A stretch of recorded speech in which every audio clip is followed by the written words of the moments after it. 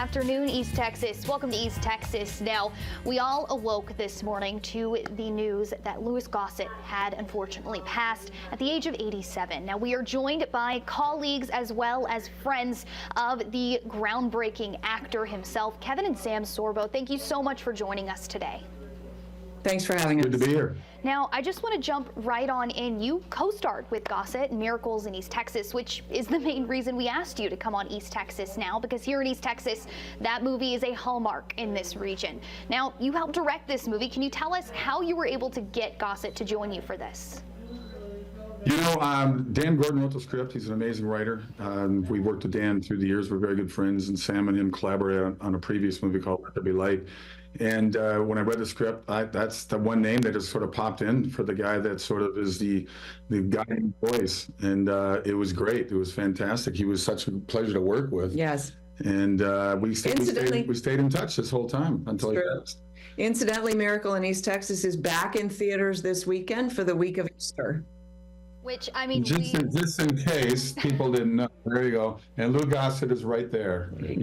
There he is. Now, you met him before working on this film together, if I'm correct. And can you tell us about that prior experience with him, how you helped become such good friends throughout that? Well, you know, it's funny because of my Hercules years and then Dramedy years, I get invited to all these autograph shows and Comic-Con. So we met many times through the years, and always was such a pleasure talking to him. When I kept saying, Lou, one day we're going to do a movie together, and he would just laugh and he'd say, well, you let me know, you let me know. So when we reached out to him, he jumped on board right away. Yeah. Now, being so close to him, can you tell us what made you respect Louis Gossett, not only as an actor, but as a human being, as a person? What about him really gave him that respect that you two so clearly hold for him? You know, he was the real deal. And I'll tell you a quick story. For part of his shoot with us, we hired a couple of young interns to shoot some footage with him and do an interview with him for the behind the scenes stuff. And there was a mishap with the camera, and he was actually in his car being taken home. He was done for the day. He finished. And they had to chase down his car and ask him to please re-record their interview.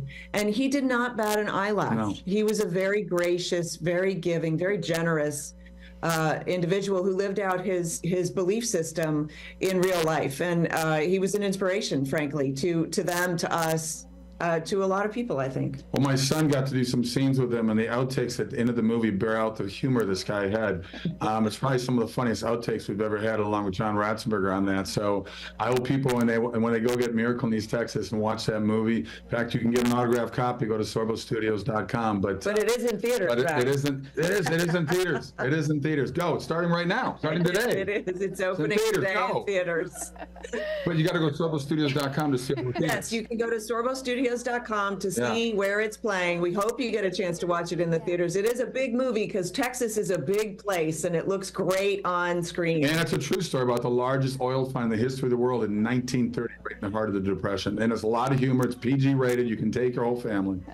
Which, I mean, it really is just a hallmark and kind of a testament to what Texas is, especially East Texas. You know, the culture and the region in general, the amazing people that come from here. And you guys were able to produce it so beautifully and so honestly throughout the entirety of the film, which I know is probably the reason that it is so popular in this area. Now, as people who are not in Hollywood, you know, I have had the same instance where my camera has broken and I have had to chase someone down for an interview. They were not nearly as nice as Mr. Gossett so clearly was, but we've all been there. But is there anything unique about Gossett that you can share with our viewers to kind of a testament to who he was as a person, and especially in the wake of his passing, how impactful he was to not only the industry, but to you guys yourselves? Well, I will say he's an Oscar-winning actor. Yeah. And so we were walking on eggshells a little bit. We didn't quite know. I mean, he knew him, but I'd never met him, and I was serving as producer. And so I wanted to make sure that everything went perfectly. And he was the kind of guy who did the opposite of what you might imagine him to be, you know. He wore, I can't remember his T-shirt, but it was like an ironic saying. Racism. Erase racism. Erase racism. Right. Yeah. He was bigger than life, and and he was kind. He was just wonderful. Well, he was great with everybody, you know, and Yeah. it was just an easygoing guy. And I knew that from the Comic-Cons I went to, because, you know, I walk up to some of these people. I don't expect everybody to know me from my Hercules or Andromeda years, even other movies. And he said, I know who you are, Kevin, the first time I met him. And he goes, you worked with a friend of mine on one of your movies one time. So it was pretty cool. You And know, they say you can judge somebody by the way they treat people they don't want anything from. yeah. And I think that's true. And he was kind to everybody. He was wonderful. He had a great sense of humor. Yeah, great time on the set with him. And Yeah, he we had was a great just, time. and he great, like I said, great with everybody on both sides of the camera. Yeah. And I know, especially with, you know, the stories you hear coming out of Hollywood, that does sometimes seem kind of like a rarity for someone who is at such the top of their game in Yes. that sense, such a trailblazer, to still be so down to earth and still be so humorous and lighthearted and caring for even the littlest of the people on set. Is that what I'm hearing you guys say about this amazing man?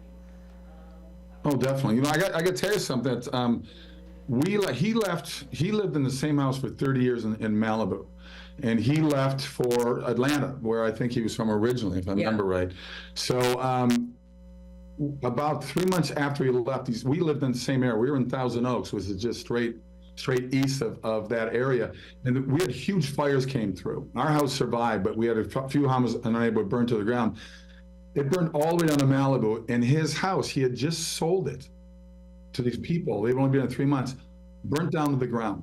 And he felt like he had lost somebody that was, you know, a dear friend, because he had that home for 30 years. I feel horrible for the people that just bought the house, but he felt just horrific about it. He contacted the people and, you know, expressed his condolences and everything to them. But I mean, it was interesting, the story he told me about that, because I didn't realize that was his house. And he just got out just 3 months before he would have lost it after 30 years.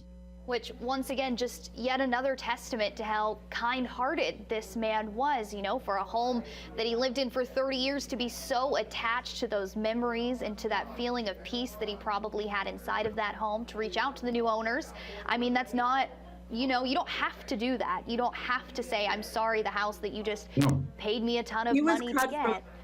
He was cut from a different cloth. Yeah, absolutely. Well, is there anything else that you guys would like to let our viewers know here in East Texas about what an amazing man he was, a trailblazer that he was, any other stories that you'd like to share in his memory? Well, you know, I hope people will watch Miracle in East Texas. I mean, we're getting a second wind with this, which is ironic, because it was in theaters last year, but by popular demand, it's back out again. And I think we're in about 70 or 80 theaters across the country.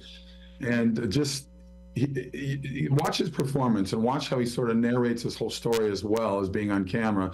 And I think it was the last movie he ever did. I think he did a guest spot on something else, but I think it was his last movie. Yeah, that wouldn't surprise me. So Miracle in East Texas is in theaters, and you can go to sorbostudios.com to find more information, find out what theaters near you. And rewatch Officer and a Gentleman and The Yeah. Deep, two of my favorite movies. The Deep he played a very sinister guy in The Deep with Nick Nolte and Jacqueline Smith, but he was great in it, but he was fantastic in Officer and Gentleman with Richard Gere, which is one of the best movies of all time, and he won his Oscar for that role in the movie. Heaven gained another angel today. Yeah. Absolutely. Well, once again, Kevin and Sam Sorbo, thank you so much for joining us today. I wish you all the best.